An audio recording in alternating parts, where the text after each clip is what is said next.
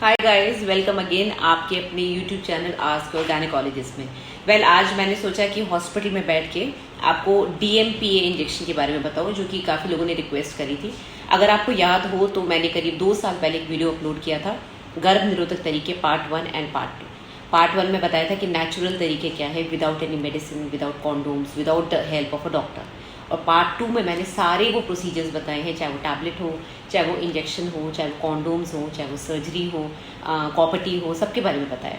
तो आप उस वीडियो को देखना, क्योंकि मैंने उसका डिस्क्रिप्शन, उसका जो लिंक है वो दोनों वीडियोस का, वो डिस्क्रिप्शन में डाला है। ठीक है, तो let me tell you about DMPA। This is DMPA। ठीक है, DMPA is what? It is a depomedroxy progesterone acetate. ये इंजेक्शन होता है और इसको डिपो प्रोवेरा के नाम से मार्केट में बेचा जाता है। डिपो क्यों बोलते हैं? क्योंकि इसमें बहुत हाई डोज प्रोजेस्टेरोन है।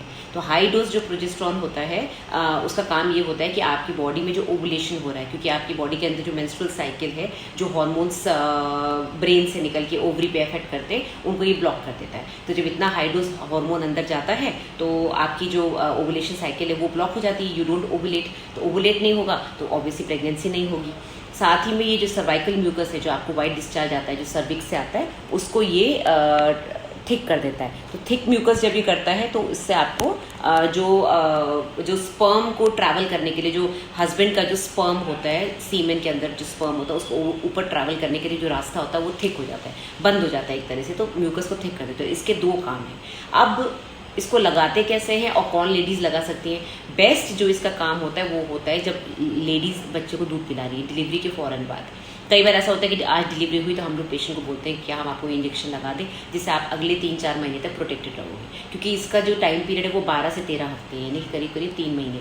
अब जैसे कॉपर्टी में होता है कि आप लगा के भूल गए, आपको बोला डॉक्टर ने 5 साल बाद आओ, आप जा रहे हैं 6 साल बाद, या फिर आप जा रहे हैं 5 साल के 3-4 महीने बाद। तो उसमें क्या होता है, आपके लक पे डिपेंड करता है कि आप प्रेग्नेंट होंगे कि नहीं। मैंने बहुत से पेशेंट्स को देखा है कि कॉपर्टी लगे लगे भी प्रेग्नेंट हो जाते हैं, क्योंकि थोड़ा बहुत फेलियर होता है। और बहुत से इतने लकी होते हैं कि कॉपर्टी लगा के भूल गए, 5 साल का 6 साल हो गया तो भी प्रेग्नेंट नहीं हुए। हालांकि जो उस पर लिखा है कॉपर्टी पे कि वो 5 साल ही काम करेगी, तो एक्चुअली उसने काम करना बंद कर दिया, but you are just lucky.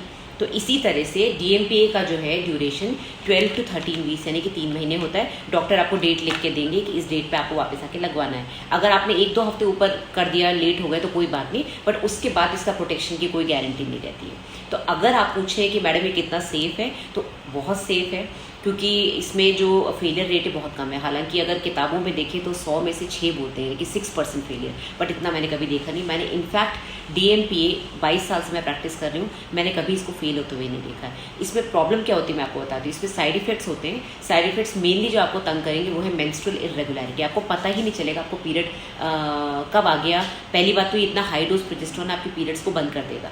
Periods बंद होने के बावजूद आपको बीच बीच में कभी कभी स्पॉटिंग हो जाएगी। आप पब्लिक में बैठे, कभी एकदम से स्पॉटिंग हो गई, एकदम से आपको पीरियड आ गया, तो आपको पूरे टाइम एक पैड हैंडी रखना पड़ेगा। ये पेशेंट को परेशान करता है। और बहुत से लोग थोड़े से साइकोलॉजिकली परेशान हो जाते हैं कि मुझे महीने महीने पीरियड क्यों नहीं आ रहा, मेरा वेट बढ़ रहा है, मेरा पेट बढ़ रहा है, जबकि ऐसा होता नहीं है। बट एक होता है ना कि एक लेडी को लगता है कि मेरे हर महीने साइकिल आएगी तो मुझे पता रहेगा मुझे कब क्या करना है, कब किचन में जाना है, कब पूजा करनी है। बहुत सारे टैबूज हैं अपने कंट्री में ना, तो इस वजह से DMPA हमारी कंट्री में बहुत फेमस नहीं है।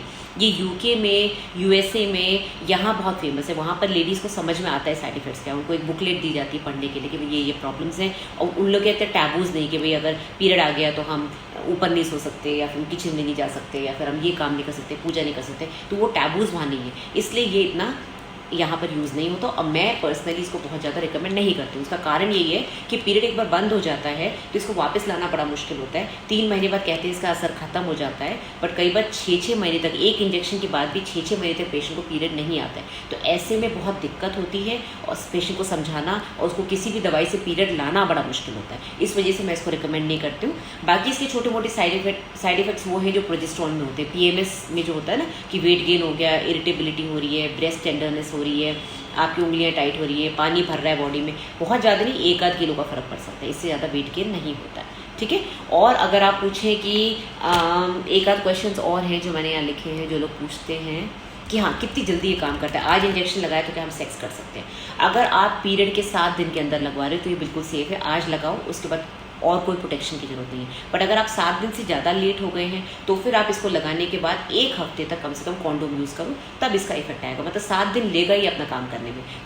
उसके बाद जो लास्ट क्वेश्चन आता है वो ये है कि मैडम अगर इसको कंटिन्यूसली यूज़ करेंगे तो कितने साल तक यूज़ कर सकते हैं। अब जैसे OCPs होती है, पिल्स होती हैं 21 डेज़ की, उसमें तो 5-6 साल 10 साल आप यूज़ करो अगर आपको और कोई हिस्ट्री नहीं है, लाइक लिवर इन्फेक्शन की हिस्ट्री नहीं है, कैंसर की, ब्रेस्ट कैंसर की हिस्ट्री नहीं है, फैमिली में कोई कैंसर की हिस्ट्री नहीं है, तो आप OCPs को बेधड़क यूज़ कर सकते हो। बस अपना ब्लड प्रेशर का ध्यान रखो, देख लो भाई थायराइड वगैरह की प्रॉब्लम तो नहीं हो रही है, और कोई ऐसी लिवर डिजीज़ तो नहीं है जिसकी वजह से आपको हार्मोन्स या फिर आपको एपिलेप्सी यानी कि फिट्स की प्रॉब्लम तो नहीं है। तो जो उसके कॉन्ट्रा इंडिकेशन है वो अलग है, बट एज सच OCPs का कोई लॉन्ग टर्म साइड इफेक्ट नहीं है।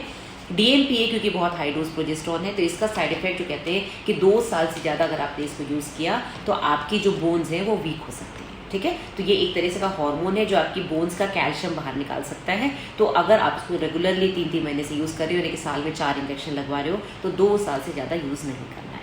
ठीक है, सो दैट्स इट गाइज। आपने क्योंकि बोला था DMPA भी वीडियो बनाने के लिए, तो मुझे लगा यहीं पर बैठ के बना देती हूँ, और हम वापस जल्दी मिलेंगे लाइव सेशन में। Okay, take care guys, bye bye, take care.